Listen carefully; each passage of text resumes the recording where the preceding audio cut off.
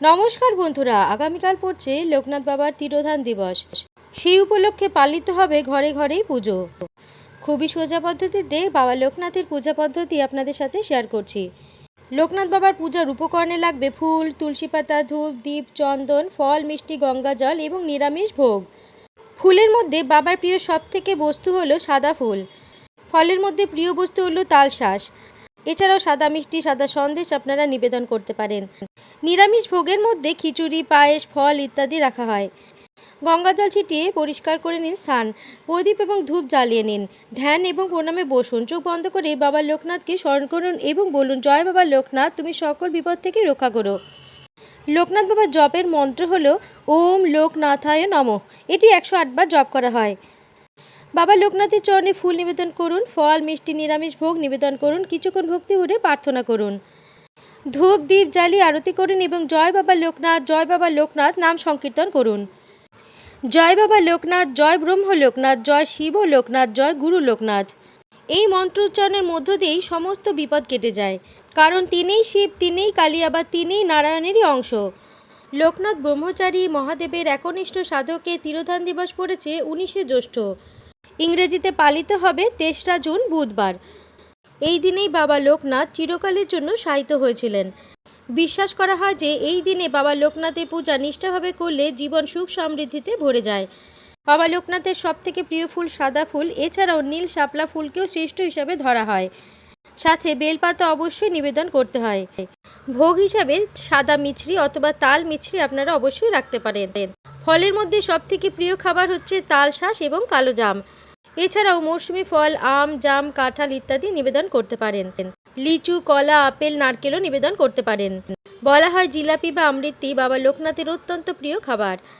এই জন্য পারলে জিলেপি, আমৃতি প্রসাদ হিসাবে নিবেদন করতে পারেন। প্রসাদের পাশে জল ভর্তি একটি পাত্র রাখবেন।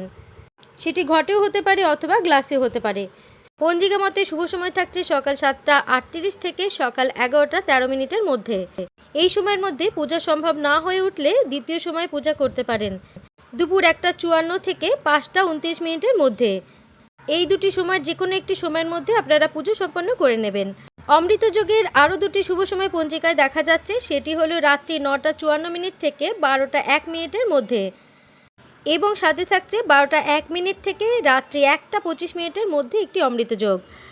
বাবা লোকনাথের পূজার আরম্ভে অবশ্যই শিবজির পূজা করতে হবে, না হলে কিন্তু পূজা অসম্পূর্ণ থেকে যাবে।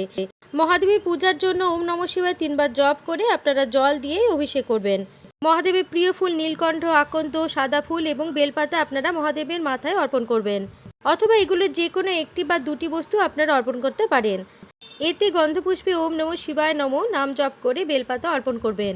লোকনাথ বাবার পূজার আরম্ভে লোকনাথ বাবার মূর্তিকে অবশ্যই পঞ্চামৃত দিয়ে অভিষেক করতে হবে। পঞ্চামৃতে আপনারা দুধ, দই, ঘি, মধু এবং চিনি মিশ্রণ করে মহাদেবের মাথায় এবং লোকনাথ বাবাকে অভিষেক করবেন। এরপরে অনেকেই সুগন্ধিযুক্ত জল দিয়ে বাবা লোকনাথের অভিষেক করে থাকেন। তার মধ্যে লাগছে গঙ্গা জল, কর্পূর, গোলাপ জল, অগরু বা সাদা চন্দন। এরপরে লোকনাথ বাবার উদ্দেশ্যে রাখা ফুলগুলো লোকনাথ বাবার পায়ের কাছে নিবেদন করবেন এবং বলবেন, জয় বাবা লোকনাথ, জয় ব্রহ্ম লোকনাথ, জয় শিব লোকনাথ, জয় গুরু লোকনাথ। শুধুমাত্র জয় বাবা লোকনাথ নাম জপ করেও আপনারা পূজা করতে পারেন। ভোগের ক্ষেত্রে লোকনাথ বাবা অতি অল্পতেই সন্তুষ্ট, তার জন্য পোলাও, ফ্রাইড রাইস, পনিরের দরকার হয় না।